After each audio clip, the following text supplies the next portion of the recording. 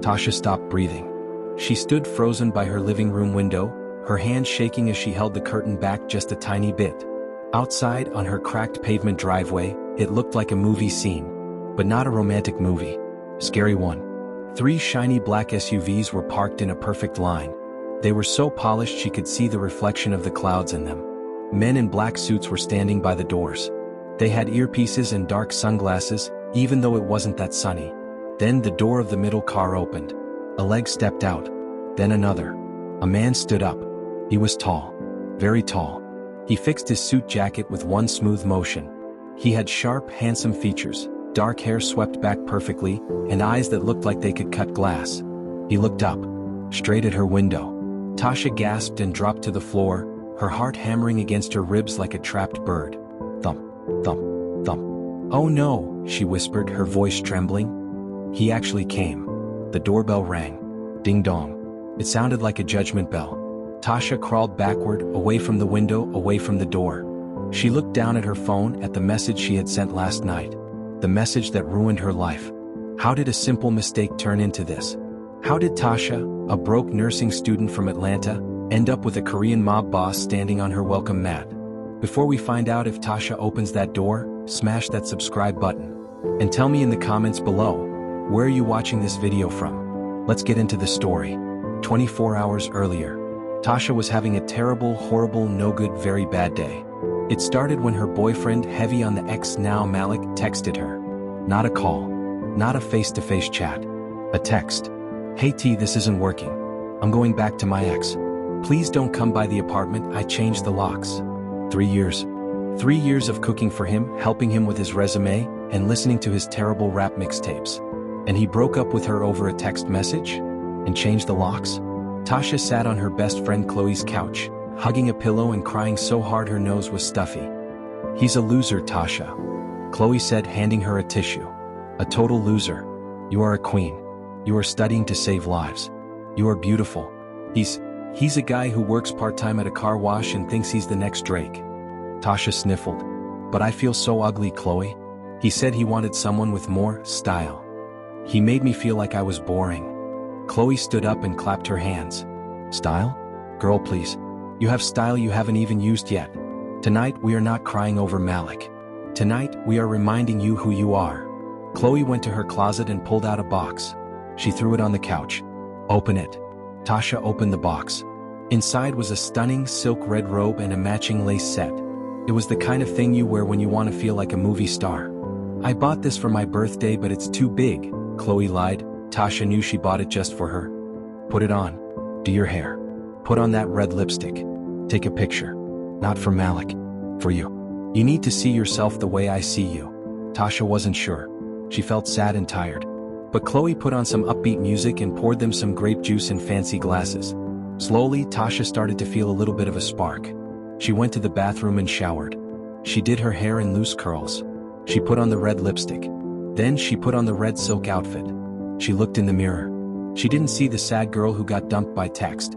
She saw a woman. Her dark skin glowed against the red silk. Her curves looked dangerous. She looked powerful. "Okay," Tasha whispered to the mirror. "I look good." She took her phone out. She posed. Chin up, shoulders back. She snapped one photo. Then another. The third one was perfect. It was mysterious and confident. She walked back into the living room. Chloe was in the kitchen making popcorn. "I did it," Tasha yelled. "I'm going to send it to you so you can edit it for me." "Do it," Chloe yelled back. Tasha opened her messages. She typed in C for Chloe. But her thumb was slippery from the lotion she had just put on. The phone slipped a little in her hand. She tapped a name. She hit attach photo. She hit send. Whoosh. The little sound of the message flying away. Tasha smiled. Sent. Then she looked at the screen. Her stomach dropped to her toes. The cold feeling washed over her instantly. The name at the top of the chat wasn't Chloe. It was a number she didn't have saved. It was just a string of digits. "Wait," Tasha frowned. "Who is this?" She tapped the number. It was a local area code, but she didn't recognize it. Then she remembered. 2 months ago, she had been at a very fancy, very expensive hotel for a nursing convention. She had dropped her ID card in the lobby. A man in a sharp suit had picked it up and handed it to her. He had been on the phone, speaking a language she didn't understand, but he had looked at her with intense, dark eyes. He had asked for her number in case she lost it again, which was a smooth pickup line, but he never called. She had saved his number as Suit Guy, but apparently she hadn't saved it properly, so it was just sitting in her recent calls list. She had just sent a photo of herself in red lace to a complete stranger. "Chloe!" Tasha screamed. Chloe ran in. "What? What happened?" "I sent it to the wrong person. I sent it to a wrong number." "Delete it. Unsend it." Chloe yelled, grabbing the phone. They tapped frantically. "Delete for everyone. Delete for everyone." But the little circle kept spinning. The signal was bad. Then the circle stopped. "Read." The little word appeared under the photo. "Read at 9:42 p.m. Tasha threw the phone on the couch like it was a spider. "He saw it. A stranger just saw me in my underwear. Maybe he's an old grandpa and he won't know how to open it," Chloe said, trying to help. Ding. The phone lit up. A reply. Tasha didn't want to look. She peeked through her fingers. "Stranger, bold." Tasha's face burned hot. He said bold? Oh my God. I'm going to die of embarrassment. She grabbed the phone and typed fast. "Tasha, I am so sorry. That was a mistake. Wrong number. Please delete it immediately. I'm so sorry." She watched the 3 little dots appear. He was typing. "Stranger, mistakes have consequences." Tasha frowned. What did that mean? That sounded creepy. "Stranger, you have 30 seconds to tell me your name, or I will find it myself." "Chloe, look at this." Tasha showed her. Chloe read it and got serious. "Okay, block him. Right now. That's a weirdo. Block him." Tasha hit the block button. Done. Creep blocked. "Ugh, that ruins my night." "Forget him," Chloe said. "He's probably just some bored guy trying to scare you. Let's watch a movie." They tried to watch a movie, but Tasha couldn't focus. She kept feeling like someone was watching her. She went home to her own small house around midnight. She double-locked the door. She checked the windows. She told herself she was being silly. It was just a wrong number. She went to sleep eventually. The next morning, sunlight hit Tasha's face. She woke up stretching. For a second, she forgot about Malik and she forgot about the wrong number. Then she heard the noise. It was a low rumble. Like engines. Many engines. She got out of bed and walked to the living room window. She peeked out. And that brings us back to now. 3 black SUVs. Men in suits. And the tall, handsome, scary Asian man walking toward her front door. Ding dong. The doorbell rang again. "Miss Williams," a deep, smooth voice came through the door. It wasn't shouting. It was calm. Deadly calm. "I know you are inside. You blocked my number." That was rude. Tasha pressed her back against the door, breathing fast. "Go away," she shouted. "I'm calling the police." There was a silence on the other side. Then a low chuckle. It was a dark, rich sound. "You can call them," the man said. "But the police commissioner is a good friend of mine. He is actually coming to dinner tonight. You could join us." Tasha's eyes went wide. Who was this guy? "Who are you?" she asked, her voice shaking. "Open the door, Tasha," he said. He used her real name. How did he know her name? "I don't like talking through wood. It is impersonal." "How do you know my name?" "I know everything," he replied. "I know you are a nursing student. I know you live alone. I know your ex-boyfriend Malik is an idiot who doesn't appreciate art." Tasha froze. "Did you? Are you stalking me?" "I am observing," he corrected. "Now, open the door, or my men will open it. And they are not as gentle as I am." Tasha looked at the flimsy chain lock on her door. It wouldn't stop a toddler, let alone a team of bodyguards. If they wanted in, they were getting in. She had a choice. Open the door and face him or let them break it down. She took a deep breath. She grabbed her robe, the same red one from the photo, and wrapped it tight around her pajamas. She needed some armor. She unlocked the deadbolt. Click. She unlocked the handle. Click. She opened the door slowly. The man was even bigger up close. He smelled like expensive cologne, sandalwood and cold ocean air. His suit was tailored perfectly to his broad shoulders. He looked down at her. His face was unreadable. No smile. No anger. Just intensity. "You wore the red," he said softly. His eyes swept over her, making her skin prickle. "What do you want?" Tasha demanded, trying to sound brave. "I said the photo was a mistake." The man took one step forward. Tasha took one step back. He was in her house now. He reached into his pocket. Tasha flinched, thinking he was pulling out a weapon. He pulled out a phone. He turned the screen toward her. It was the photo. Her photo. A mistake. He repeated the word like he was tasting it. Perhaps. But in my world there are no accidents. You send a signal. I answered. He stepped closer, invading her personal space. He leaned down so his face was inches from hers. She could see flecks of gold in his dark eyes. My name is Min-ho, he whispered. And you have caught my attention, Tasha. That is a very dangerous thing to do. I don't want your attention, Tasha lied. Her heart was racing so fast she felt dizzy. Liar, Min-ho said. He smirked. Your heart is beating so loud I can hear it from here. You are scared. But you are also curious. He straightened up and snapped his fingers. Two men in sunglasses walked in behind him. One was carrying a large velvet box. The other was carrying a garment bag. What is this? Tasha asked, backing up until she hit her hallway table. Get dressed, Min-ho said, checking his diamond watch. We have a lunch reservation at 12 o'clock. You cannot wear pajamas. I'm not going anywhere with you. I have class. Min-ho looked at her. The air in the room seemed to get colder. Tasha, look at me.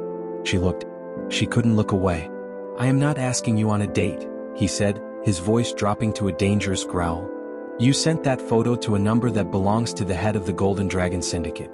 Do you know what my enemies would do if they found out I received such a personal message? They would think you are my weakness. They would come for you. Tasha's mouth fell open. What? By sending that photo you entered my world, Min-ho said. Now I have to protect you. Whether you like it or not. You are coming with me. Now. He nodded to the bodyguard holding the garment bag. The bodyguard stepped forward and unzipped it. Inside was a dress. A stunning, black dress that looked like it cost more than Tasha's tuition. Put it on, Min-ho commanded, or I will dress you myself. Tasha stared at him. She stared at the dress. She stared at the open door where the black cars waited. She had made a mistake. A huge mistake. And now, the most dangerous man in the city was standing in her living room, telling her she belonged to him. What was she going to do? The zipper made a soft zip sound as Tasha pulled it up. She stared at herself in the mirror. She didn't look like Tasha Williams, the broke nursing student who worried about paying for textbooks. She looked like a movie star. The black dress was made of a fabric she had never touched before, soft, heavy, and expensive. It hugged her curves perfectly. It had long sleeves but a low back that showed off her skin. How? She whispered to the empty room. How does he know my size? That was the scariest part. He hadn't just brought a dress. He had brought her dress. It fit her waist, her hips, her height. It was like he had measured her while she was sleeping. A knock on her bedroom door made her jump. Bang, bang. 2 minutes, Tasha. Min-ho's voice came through the wood. Do not make me come in there. Tasha took a deep breath. She grabbed her purse. She looked at her phone. She quickly sent a text to Chloe. Help. He is here. Taking me somewhere. Korean guy. Scary. Call the cops if I don't text in 1 hour. She hit send. She hid the phone in her bra. It was the only place safe since the dress didn't have pockets. She opened the bedroom door. Min-ho was waiting in the living room. He was looking at a framed photo on her wall, a picture of Tasha and her mom at graduation. When he heard the door open, he turned around. His eyes went wide. For a second, just 1 second, the scary Mafia boss mask slipped. He looked stunned. He looked at her like a hungry man looking at a feast.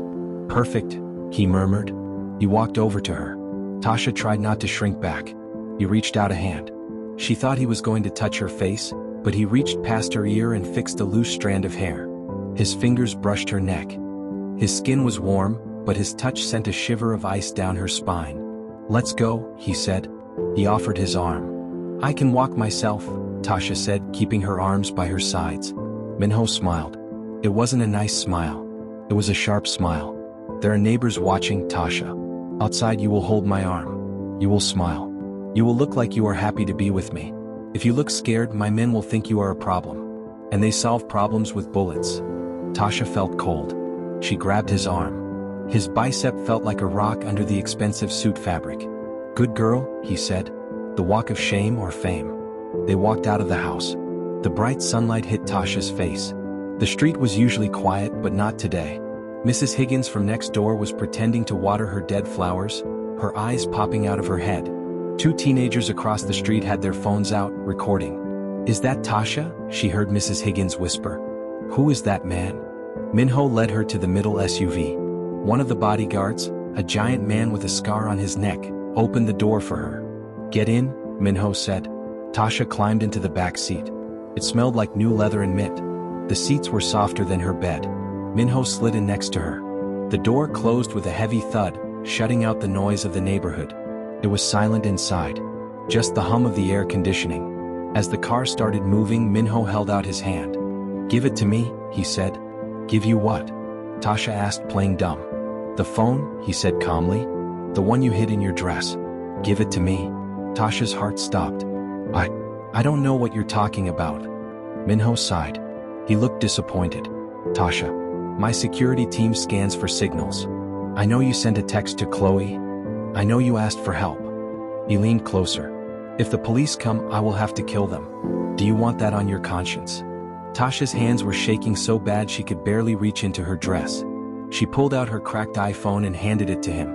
Minho rolled down the window. They were crossing a bridge over a small creek. He tossed her phone out the window. "My phone," Tasha screamed. "All my photos, my contacts, my life was on there." "Your old life," Minho corrected. He reached into his jacket pocket and pulled out a brand new phone. It was the newest model, sleek and silver. "This is your new phone. It is encrypted, untraceable, and it has only one number saved in it." "Yours?" Tasha asked bitterly. "Mine," he nodded. "And the emergency line for my private doctor. You might need it." "Why would I need a doctor?" Tasha asked, panic rising again. "Are you going to hurt me?" Minho looked at her, his dark eyes serious. "I will never hurt you, Tasha. But being near me, it is hazardous to your health." The restaurant. They drove for 20 minutes into the city. They pulled up to the Azure, the most expensive seafood restaurant in the city. Tasha had only seen it on Instagram. It was where rappers and movie stars ate. The car stopped. The bodyguards jumped out first. They looked left, they looked right. Then they opened the door. Minho stepped out and helped Tasha down. His grip on her hand was tight, possessive. They walked inside. The restaurant was beautiful, with glass walls and a view of the ocean. But something was wrong. It was empty. It was 12:30 p.m. on a Tuesday. This place should be packed. But there were no customers. Just waiters standing in a line looking terrified. "I bought the reservation list for the afternoon," Minho said casually, answering her unasked question. "I hate noise while I eat." A waiter in a tuxedo ran up to them. He was sweating. "Mr. Kong, welcome. Please right this way. The chef has prepared the special." "Mr. Kong?" Tasha whispered. "I thought your name was Minho." "Minho is my first name," he said. "Mr. Kong is what people call me before they beg for mercy." They sat at the best table by the window. A bodyguard stood by the door. Another stood by the kitchen. Tasha looked at Minho. He looked so calm, unfolding his napkin. "Why are you doing this?" she asked. "Why me? I'm nobody. I'm just a nursing student. I take the bus to school. I eat noodles for dinner. Why did you come for me?" Minho took a sip of water. He looked at her for a long time. "Do you know how many women send me photos?" he asked. "Models, actresses, influencers. They send me photos every day. They want my money. They want my power." "I don't want your money," Tasha snapped. "Exactly," Minho said. He leaned forward. "You sent that photo by mistake. You were horrified. You blocked me. You called me a creep. You didn't know who I was and you didn't care. That makes you real. And the photo." His eyes darkened. "You looked powerful. You looked like a queen who had forgotten her crown. I wanted to be the one to give it back to you." Tasha blushed. She didn't want to like his words, but she did. Malik had never spoken to her like that. Malik had told her she was too loud or too dramatic. Minho looked at her like she was a piece of art. "So what happens now?" Tasha asked. "I eat lunch and then I go home." Minho cut his steak slowly. "You cannot go home, Tasha. Not yet. My enemies, they have hackers too. When you sent that photo, it wasn't just my phone that received a ping. A signal went out. The dragon has a new contact. People are curious. If I leave you alone, they will kidnap you to get to me. So I'm a prisoner?" "You are a guest," Minho corrected. "Under very high security." Suddenly, the front door of the restaurant burst open. Bang. The glass door shattered. Tasha screamed and ducked. The bodyguard by the door flew backward, hitting a table. 3 men walked in. They were not wearing suits. They were wearing leather jackets and motorcycle helmets. They held automatic rifles. Minho didn't even flinch. He didn't duck. He just stopped cutting his steak. "Stay down," he said to Tasha, his voice low and calm. "Well, well, well," a voice came from one of the helmeted men. He lifted his visor. He had a snake tattoo on his face. "Kong Minho. Eating lunch all alone?" "The Viper," Minho said, sounding bored. "You are interrupting my date. That is very rude." "Date?" The Viper looked at Tasha, who was trembling under the table. "Oh, she's pretty. Maybe after I kill you, I'll take her for a ride." Minho stood up. Slowly. He picked up his steak knife. It was a silver knife. "Sure." "You should not have looked at her," Minho said. The air in the room felt electric. Tasha watched from under the tablecloth. She saw Minho's hand tighten on the knife. The Viper raised his gun. "Say goodbye, Kong." Tasha squeezed her eyes shut. This is it, she thought. I'm going to die in a fancy dress. Click. The sound of the gun jamming. The Viper looked down at his gun, confused. What? Minho moved. He didn't run. He blurred. He was so fast Tasha couldn't track him. 1 second he was by the table, the next he was in front of the Viper. Swish. Minho moved the steak knife. The Viper screamed and dropped the gun. He clutched his hand. Minho kicked the Viper in the chest, sending him flying through the broken glass window and onto the sidewalk outside. The other 2 men raised their guns, but Minho's bodyguards had already moved. Pop pop. 2 precise shots. The men fell down. Silence returned to the restaurant. Minho adjusted his suit jacket. He checked his cuffs. Not a drop of blood on him. He walked back to the table. He reached a hand under the table. Come out, Tasha, he said gently. Lunch is over. Tasha crawled out. She was shaking so hard she couldn't stand. She looked at the bodies on the floor. She looked at the blood. You just... She couldn't finish the sentence. I told you, Minho said, his face hard as stone. I protect what is mine. He pulled her close to his chest. She could smell the gunpowder mixed with his cologne. But this... Minho looked at the men on the floor. This was too easy. They knew where we were too fast. He looked down at Tasha. His eyes were full of suspicion now. Tasha, he said, his voice cold again. Who else knew you were coming here? Nobody. Tasha cried. You took my phone. Think? Minho shouted, shaking her shoulders slightly. Did you tell anyone? Did you send a location? Tasha froze. She remembered the text to Chloe. Help. He is here. I texted my friend, Tasha whispered. Before we left the house. I just told her I was scared. Minho cursed in Korean. Aish. He grabbed her hand and dragged her toward the kitchen exit. Your friend's phone is likely compromised, Minho said. Or worse, she is working for them. Chloe would never. Tasha yelled. Everyone has a price, Minho said. We have to move. No. The Viper was just the distraction. The real attack is coming. They burst out of the back door of the restaurant into the alleyway. But the black SUV was gone. Instead, a white van was blocking the alley. The side door slid open. Inside, tied to a chair with tape over her mouth, was Chloe. Tasha gasped. Chloe. A man stepped out of the van holding a gun to Chloe's head. Hello, Tasha, the man smiled. It was a familiar smile. A smile she had kissed 1,000 times. It was Malik. But he wasn't wearing his car wash uniform. He was wearing a suit. And he was holding a gun like a professional. Malik. Tasha breathed. Get in the van, Tasha, Malik said, his voice cold. Or your best friend dies right now. Minho stepped in front of Tasha, shielding her. If you touch her, Minho warned, I will peel the skin from your bones. Malik laughed. You have no power here, Kong. I have the girl's friend. And in 5 seconds, I'm going to blow her brains out if Tasha doesn't get in this van. 1. Malik cocked the gun. 2. Tasha looked at Minho. He was ready to fight. But he couldn't stop a bullet from hitting Chloe. She looked at Chloe, who was crying, eyes wide with terror. 3. Tasha made her choice. She stepped out from behind Minho. No. Minho roared, reaching for her. I'm coming. Tasha screamed at Malik. Don't shoot her. I'm coming. She ran toward the white van. The world seemed to move in slow motion for Tasha. She ran toward the white van. Her heart was screaming, don't do it, but her eyes were fixed on Chloe. Her best friend was crying, shaking, with a cold metal gun pressed against her temple. Let her go. Tasha screamed as she reached the van. Malik grinned.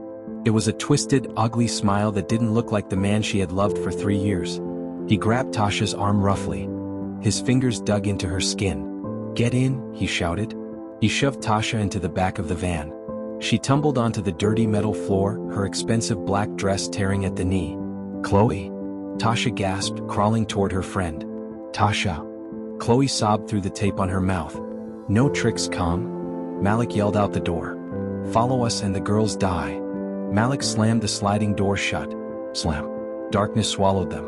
The only light came from a small bulb on the ceiling that flickered like a dying star. The engine roared. Tasha felt the van lurch forward. She fell back against the wall, hitting her head. Outside in the alley, Minho took a step forward. He raised his hand. His bodyguards raised their guns, aiming at the tires. "Hold fire," Minho ordered, his voice cracking with rage. "If the van crashes, she dies. Do not shoot." He watched the van disappear around the corner. The love of his life, well, the woman who was quickly becoming his life, was gone. Taken by a low-level punk in a cheap suit. Minho turned to his head of security. His face was no longer human. It was the face of a demon. "Find them," he whispered. "Tear this city apart. If she loses a single hair on her head, I will burn the world down." Inside the van. The van smelled like old grease and fear. Tasha sat up, rubbing her head. She crawled over to Chloe and ripped the tape off her mouth gently. "I'm so sorry, Tasha." Chloe cried, hugging her. "I didn't know. I swear I didn't know." "Sure, it's okay," Tasha whispered, holding her friend tight. She looked up at Malik. Malik was sitting on a crate, holding the gun. He looked nervous now. He was sweating. He kept checking his phone.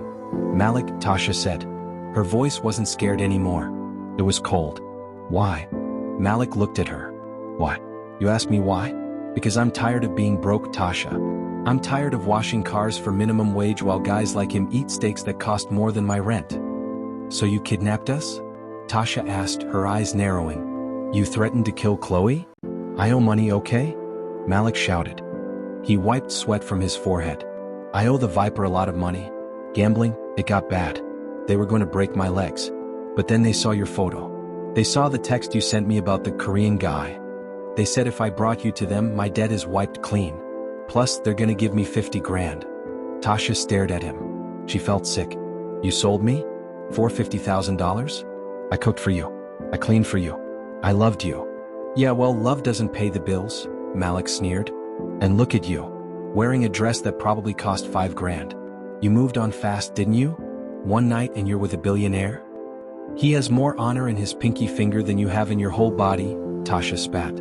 Malik stood up and raised the hand with the gun. "Shut up. You don't know anything." The van swerved hard. Tasha and Chloe fell over. "We're here," the driver yelled. The van stopped. The doors opened. Rough hands grabbed them. They were dragged out into a huge, dusty warehouse. It was filled with crates and old machinery. Sunlight streamed in through holes in the roof, illuminating the dust motes dancing in the air. In the center of the room sat a man. He was sitting on a velvet chair that looked very out of place in a warehouse. He was eating an apple. He was older than Minho. He had a long scar running down his cheek and gray hair tied in a ponytail. "The Red Tiger," Tasha whispered. She remembered Minho mentioning his enemies. "Bring them here," the Red Tiger said. His voice was scratchy like sandpaper. Malik pushed Tasha and Chloe forward. "Here they are, boss. Just like you asked. Now about my money." The Red Tiger ignored Malik. He looked at Tasha. He stood up and circled her like a shark circling a swimmer. "So," he said, "this is the woman who made the great Kang Minho leave his fortress. You are pretty. But are you worth dying for?" "Let my friend go," Tasha said bravely. "She has nothing to do with this." "Loyalty," the Red Tiger laughed. "I like that. But no. You are both bait." He pulled out a phone. He dialed a number and put it on speaker. "Minho," the Red Tiger said. "Where is she?" Minho's voice came through the phone instantly. It was a terrifying sound. Low, distorted, filled with promise of violence. "She is with me," the Red Tiger said. "At the old shipyard, warehouse 4. Come alone. If I see one police car, one bodyguard, one helicopter, I cut her throat." "I am coming," Minho said. Click. The Red Tiger smiled. He looked at Malik. "You did well, boy." Malik smiled nervously. "So, the money?" The Red Tiger nodded to one of his men. "Pay him." The man pulled out a gun and shot Malik in the chest. Bang! Tasha screamed. Malik fell backward, his eyes wide with shock. He hit the dusty floor, gasping. "No loose ends," the red tiger said casually, taking another bite of his apple. Tasha stared at Malik's body. She hated him for what he did, but seeing him die, it was too much. She felt like she was going to throw up. "Tie them up," the red tiger ordered. "Put them in the center. I want Minho to see them the moment he walks in." The rescue. 20 minutes passed. It felt like 20 years. Tasha and Chloe were tied to chairs back to back in the middle of the huge warehouse. Around them, 20 men with machine guns were hiding behind crates and pillars. It was a trap. A kill box. "He's going to die," Chloe whispered, tears running down her face. "He's going to walk in here and they're going to kill him." "No," Tasha said, though she was terrified.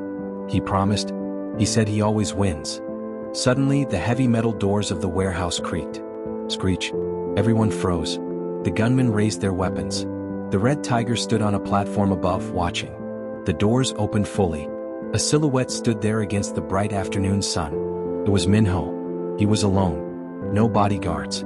No guns in his hands. He was wearing the same suit, but he had taken off the jacket. His white shirt was rolled up at the sleeves. He walked in calmly. His footsteps echoed. Click, click, click. "I am here," he said. His voice carried across the huge room without shouting. "Welcome, old friend," the red tiger called down. "You are foolish. You came to die for a woman you met yesterday?" Minho stopped 10 feet away from Tasha. He looked at her. His eyes softened. "Are you hurt?" "No," Tasha cried. "Minho, it's a trap. They are everywhere. Get out."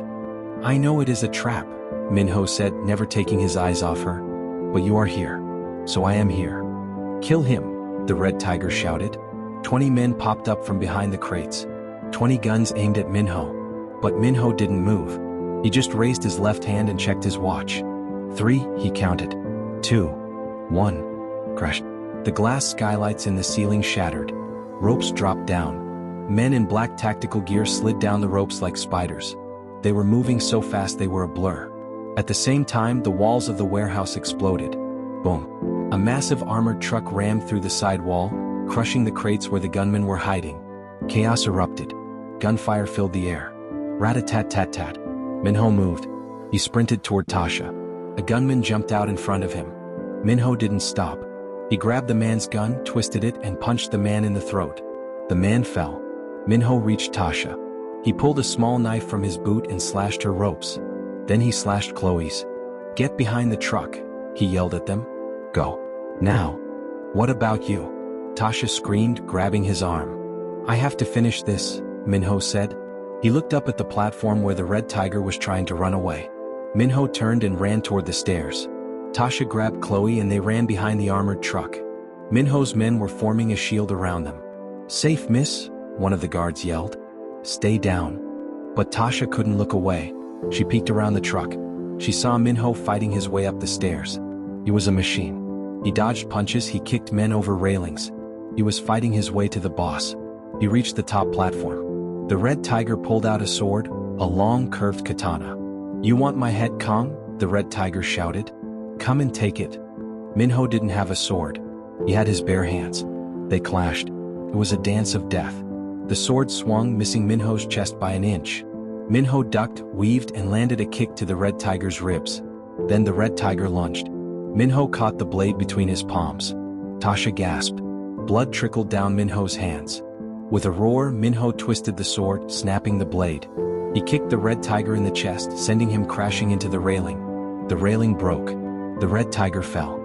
He hit the ground below with a sickening thud. Silence fell over the warehouse. The battle was over. Minho's men had secured the room. Minho stood on the platform, breathing hard. His hands were bleeding. His white shirt was stained red. He looked down. He found Tasha in the crowd. He walked down the stairs slowly. He walked straight to her. "Are you okay?" he asked again. He ignored his bleeding hands. He ignored the dead bodies. He only saw her. "Your hands," Tasha cried, reaching out to touch them. "You're hurt." "It is nothing," Minho said. He leaned his forehead against hers. He closed his eyes. "I thought I lost you. I was terrified." Tasha felt tears welling up. This man, this dangerous, violent man, was shaking because he was scared for her. "I'm here," she whispered. "I'm safe." "Boss," one of the security guards shouted. "We need to go." The police are 3 minutes out. Minho nodded. Let's go. He picked Tasha up in his arms, bridal style. She didn't argue. She buried her face in his neck. They walked out of the warehouse toward the waiting armored truck. But they forgot one thing. Malik. Malik was lying on the floor near the exit. He was shot in the chest, but he wasn't dead. Not yet. He opened his eyes. He saw Tasha in Minho's arms. He saw the woman he had sold, being treated like a queen by the man he hated. Jealousy and hate gave him one last burst of strength. Malik reached into his pocket. He didn't have a gun anymore, but he had something else. A remote detonator. The Red Tiger had rigged the entrance. A failsafe. Malik's bloody thumb hovered over the red button. If I can't have the money, Malik wheezed, blood bubbling in his mouth. Nobody gets the girl. Minho stepped through the warehouse door into the sunlight. Click. Malik pressed the button. Boom. A massive explosion ripped through the entrance of the warehouse. The shockwave threw Minho and Tasha forward. Fire engulfed the doorway. Amenicho. Tasha screamed as everything went black. Beep. That was the only sound in Tasha's world. Her ears were ringing like a fire alarm. She opened her eyes. Everything was gray and orange. Dust was everywhere. The smell of burning wood and melted plastic filled her nose. She tried to move, but she couldn't. Something heavy was lying on top of her. She blinked the dust out of her eyes. She looked up. It was Minho. He was lying over her, his arms covering her head. He had used his own body as a human shield against the explosion. Minho, Tasha whispered. Her voice sounded far away. He didn't move. Minho, she screamed, panic cutting through the shock. She pushed him. He was heavy, dead weight.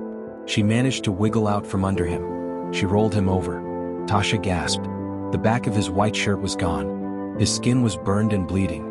A piece of metal shrapnel from the explosion was stuck in his shoulder. He was pale. So pale. Boss. The head of security, a man named Kenji, ran through the smoke. He was coughing, blood running down his forehead. We have to move. The police are coming. The fire is spreading. He's hurt. Tasha yelled. He's not waking up. Kenji grabbed Minho's legs. Another guard grabbed his arms. To the car. Go, go, go. Tasha looked around frantically. Chloe. Where is Chloe? I'm here. Chloe crawled out from behind the armored truck tire. She was covered in soot, shaking like a leaf, but she was alive. The truck had blocked the blast for her. Get them in the SUV, Kenji shouted. They dragged Minho into the back of the surviving SUV. Tasha jumped in next to him. Chloe jumped in the front seat. The car roared to life and sped away, leaving the burning warehouse and the sirens behind. The moving hospital. In the back seat, it was a nightmare. Minho's head was in Tasha's lap. His breathing was shallow. Raspy. Raspy. He is losing too much blood, Kenji said from the driver's seat, his eyes watching the rearview mirror for police. We are 20 minutes from the safe house. I don't know if he will make it. Tasha looked at Minho's face. The strong, invincible man who had fought a tiger with his bare hands was fading away. No, Tasha said. Her fear vanished. The nursing student took over. Give me the first aid kit, Tasha ordered. Her voice was sharp. Now. The guard in the passenger seat threw a red bag to her.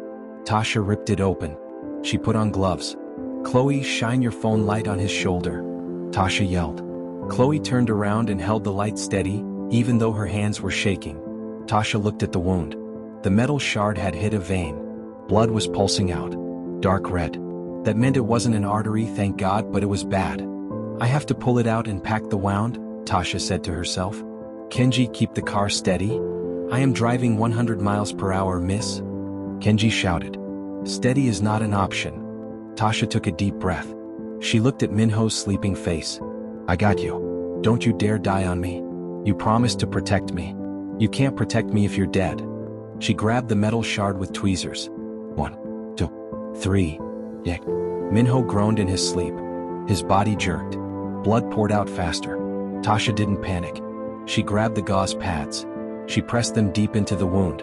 She pressed hard. Hold on, she whispered, tears leaking from her eyes. Just hold on. She applied pressure for the entire ride. Her arms burned. Her dress was ruined with his blood. But she didn't let go. The safe house. The car drove up a winding road into the mountains. They pulled up to a mansion hidden behind tall iron gates and thick trees. It wasn't just a house. It was a fortress. Guards ran out with a stretcher. They took Minho from her. Dr. Kim is in the surgery room, a guard yelled. They ran down a hallway that looked like a hospital. Tasha tried to follow, but Kenji stopped her at the double doors. You cannot go in there, Miss Tasha, Kenji said gently. Dr. Kim is the best. He will save him. But I... Tasha looked down at her bloody hands. I need to know he's okay. Go wash up, Kenji said. There are clothes in the guest room. I will come get you when he wakes up. Tasha nodded numbly. Chloe hugged her. You saved him in the car, T. I saw you. You were amazing. The night watch. 3 hours later. Tasha was wearing a silk robe. Minho really liked silk, apparently. She was sitting in a chair next to a large bed. The room was dim. Machines were beeping softly. Beep, beep, beep. Minho was lying in the bed. His shoulder was bandaged, and 4 drip was in his arm. He was asleep. Tasha watched his chest rise and fall. It was the most beautiful thing she had ever seen. She reached out and took his hand. His large, rough hand engulfed hers. You are staring, a rasping voice whispered. Tasha jumped. Minho's eyes were open. They were tired, but they were looking right at her. You're awake. Tasha squeezed his hand. You scared me. Minho tried to smile, but he winced. I'm hard to kill. I told you. He looked down at their joined hands. Then he looked at her face. Kenji told me, he whispered. He said you stopped the bleeding. He said you saved my life. You saved mine first, Tasha said softly. You took the explosion for me. I would do it again, Minho said instantly. 1,000 times. The air in the room got heavy. Tasha felt her heart doing flips. This wasn't just gratitude. This was something else. Why? Tasha asked. Why do you care so much? We met yesterday. You're a kingpin. I'm nobody. Minho sighed. He tried to sit up, but Tasha pushed him back down gently. Stay down, she scolded. Doctor's orders. Minho chuckled weakly. Bossy. I like it. He looked at the ceiling. Tasha, in my world, everyone wears a mask. Everyone wants something. Power. Money. Fear. It is a cold world. Lonely. He turned his head to face her. When I saw your photo, I didn't just see a beautiful woman. I saw fire. I saw life. And when I met you, you stood up to me. You protected your friend. You are not afraid of the dark. You shine in it. He squeezed her hand weakly. I have spent my whole life building an empire of darkness. You are the first light I have ever let in. Tasha felt a tear roll down her cheek. She leaned forward and kissed his forehead. Well, she whispered, you're stuck with me now. I'm your nurse until you get better. Minho closed his eyes, looking peaceful for the first time. I think I will stay sick for a long time then. It was a perfect moment. Quiet. Safe. But in Minho's world, peace is just the calm before the storm. The traitor. Click. The lights in the room went out. The steady beep-beep of the heart monitor stopped. The power was cut. Tasha froze. What happened? Is it a blackout? Minho's eyes snapped open. The peaceful look was gone. The predator was back. No, he hissed. The generator should kick in instantly. This is not an accident. He tried to rip the 4 out of his arm. Stop. Tasha cried. You'll bleed. We have to move, Minho groaned, swinging his legs out of bed. He stumbled. He was too weak to stand. Tasha caught him. Lean on me, she said. The door to the bedroom flew open. But it wasn't Kenji. It wasn't Chloe. 4 men in black tactical gear walked in. They had night vision goggles. They had silencers on their guns. And behind them walked a man in a gray suit. Tasha recognized him. She had seen him in the hallway earlier. He was the older man who had given Minho the briefing. His uncle. The man Minho trusted to run the business while he was busy. Uncle June? Minho wheezed. What is this? Uncle June walked into the room. He didn't look sad. He looked annoyed. I am sorry, Minho, Uncle June said smoothly.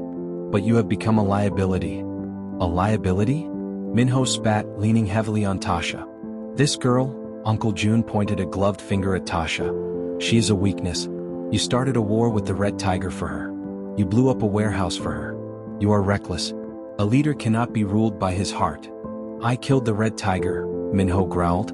I won. Yes, Uncle June nodded. You did the dirty work for me. With the Red Tiger gone and you tragically killed in a security breach, I will control all the territories. Tasha felt cold terror. It was a coup, a takeover, and they were the loose ends. Kenji? Minho asked. Where is Kenji? Kenji is loyal to a fault, Uncle Jun sighed. He is currently incapacitated downstairs. Uncle Jun snapped his fingers. The 4 soldiers raised their guns. Laser dots danced on Minho's chest and Tasha's forehead. Don't worry, Uncle Jun smiled cruelly. I will bury you together. It is romantic, no? Minho looked at Tasha. Tasha, run to the bathroom. Lock the door. There is a window.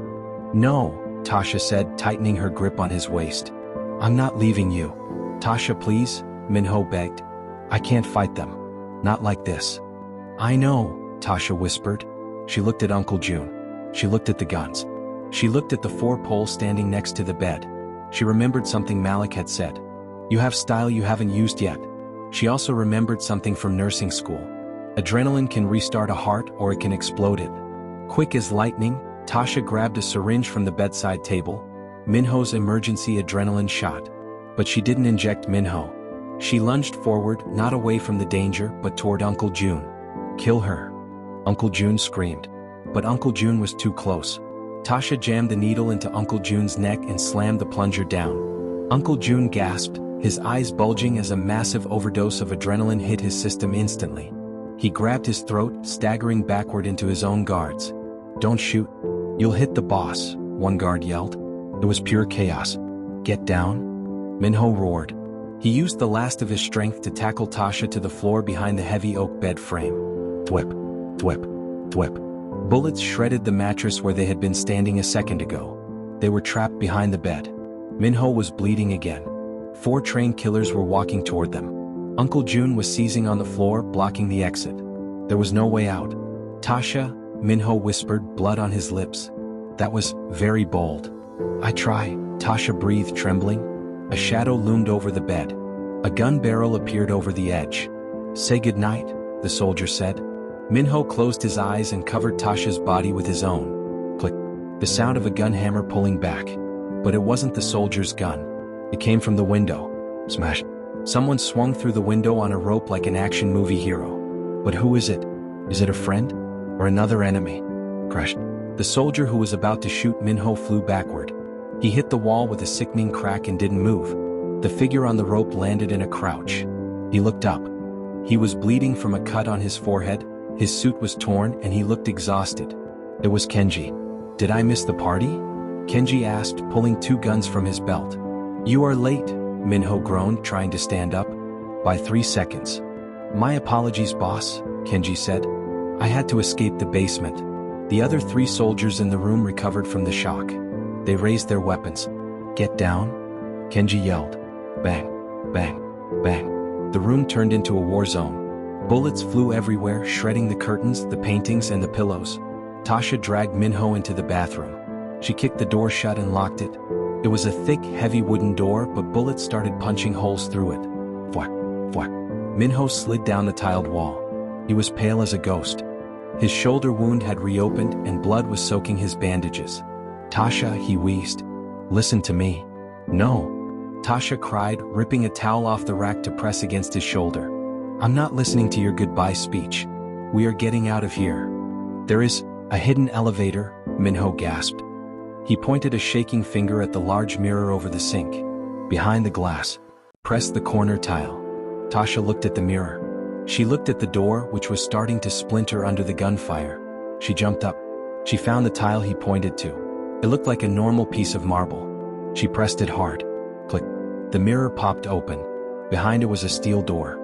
It slid open to reveal a tiny, dark elevator shaft. Go, Minho whispered. It goes to the garage.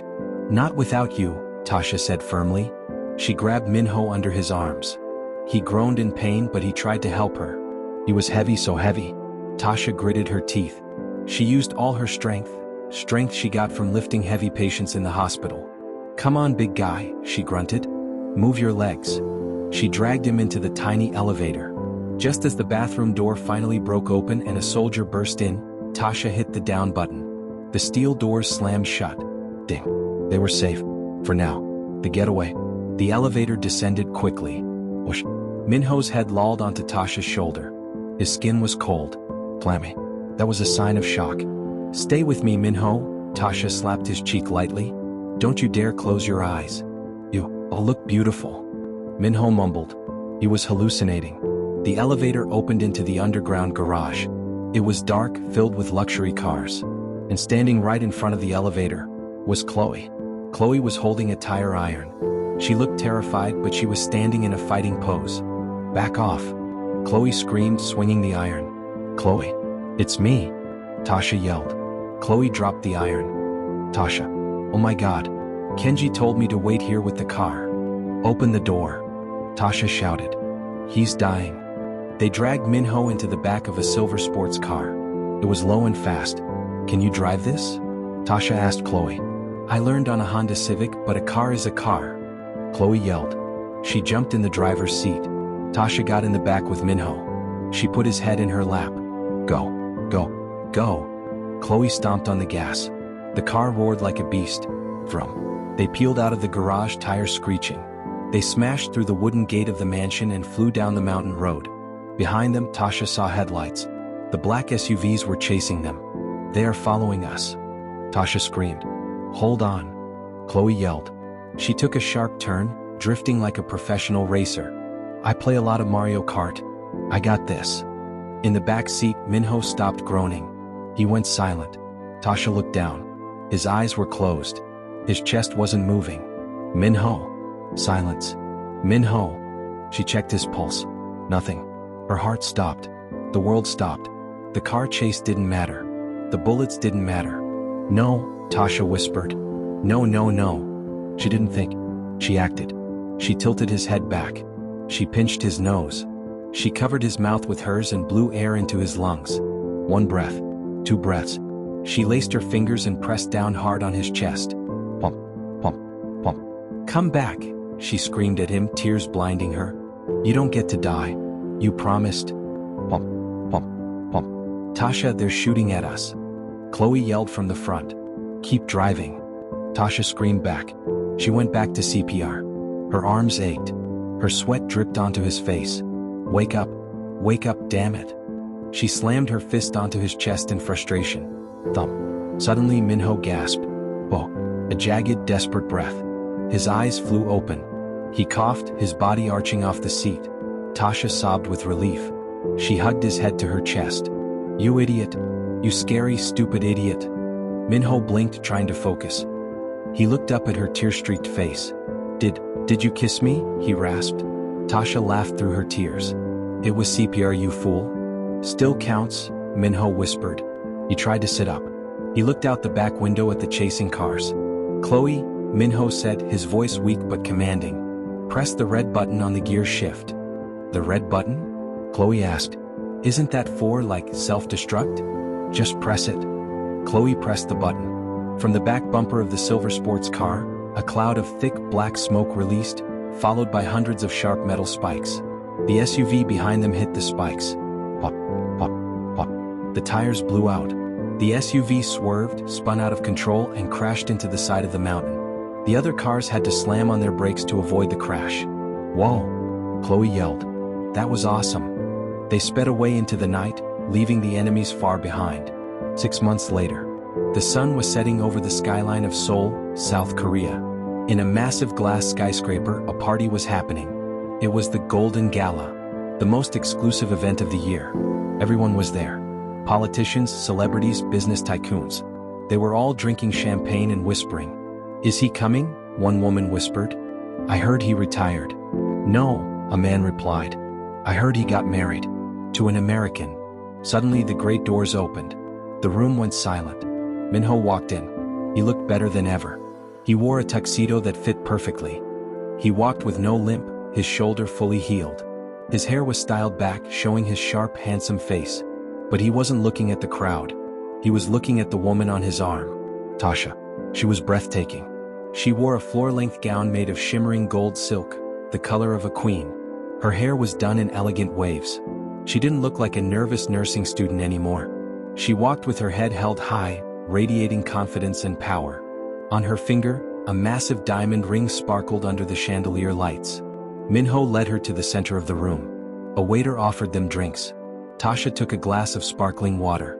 "Are you nervous?" Minho whispered in her ear. Tasha looked at the room full of powerful people who used to terrify her. She looked at the bodyguards standing discreetly in the corners. Kenji gave her a small wave. She looked at her best friend Chloe, who was by the DJ booth, flirting with a handsome K-pop star. Tasha smiled. Nervous? Honey, I survived a kidnapping, a warehouse explosion, and I brought you back from the dead. A cocktail party is nothing. Minho laughed. He took her hand and kissed her knuckles. That is my queen. A man in a suit walked up to them. It was a business rival, a man who had worked with Uncle June, who was currently in a maximum security prison hospital, drooling and unable to speak. Mr. Kong, the rival said, bowing low. Mrs. Kong, it is an honor. We were just wondering, how did you two meet? It is such a mystery. The whole room seemed to lean in to listen. Minho looked at Tasha. His dark eyes twinkled with mischief. Tasha smiled. She touched the necklace Minho had given her, a small ruby pendant shaped like a phone. Oh, it's a funny story, Tasha said, her voice clear and charming. I was trying to text my friend about a laundry problem, but I dialed the wrong number. A wrong number? The rival asked, confused. Yes, Minho added, wrapping his arm around Tasha's waist tightly. The best mistake of my life. And what did you say in this text? The rival pressed. Tasha leaned in, her voice a sultry whisper that only Minho and the rival could hear. I sent him a picture, she said with a wink. And let's just say, it was an offer he couldn't refuse. The rival blushed and hurried away. Minho pulled Tasha onto the dance floor. The music slowed down. You love telling that story, Minho said. It's a good story, Tasha replied, resting her head on his chest. She could hear his heart beating. Strong, steady, alive. Tasha, Minho said softly, you know, I am still a dangerous man. My enemies will always be there. This life, it is not safe. Tasha pulled back to look at him. She saw the worry in his eyes. He was still trying to give her an out. Still trying to protect her. She reached up and fixed his tie, just like she had that first morning in her tiny apartment. Minho, she said, I don't want safe. I had safe. Safe was boring. Safe was letting people treat me like I didn't matter. She kissed him. It was a kiss full of fire and promise. I don't want safe, she whispered against his lips. I want you. I want us. I want the fire. Minho smiled, a true genuine smile that reached his eyes. Then long live the queen, he whispered. He spun her around on the dance floor, her gold dress swirling like liquid fire. They were from different worlds. A nursing student and a mafia boss. Light and dark. But together they were unstoppable. And it all started with a slippery thumb and a wrong number. The end. Thank you so much for watching this story. If you enjoyed Tasha and Minho's journey from accidental text to power couple, please smash that like button right now. It really helps the channel. Did you like the ending? Would you have pressed the red button in the car? Let me know in the comments below. Don't forget to subscribe and hit the notification bell so you never miss our next crazy story. We have a new one coming next week.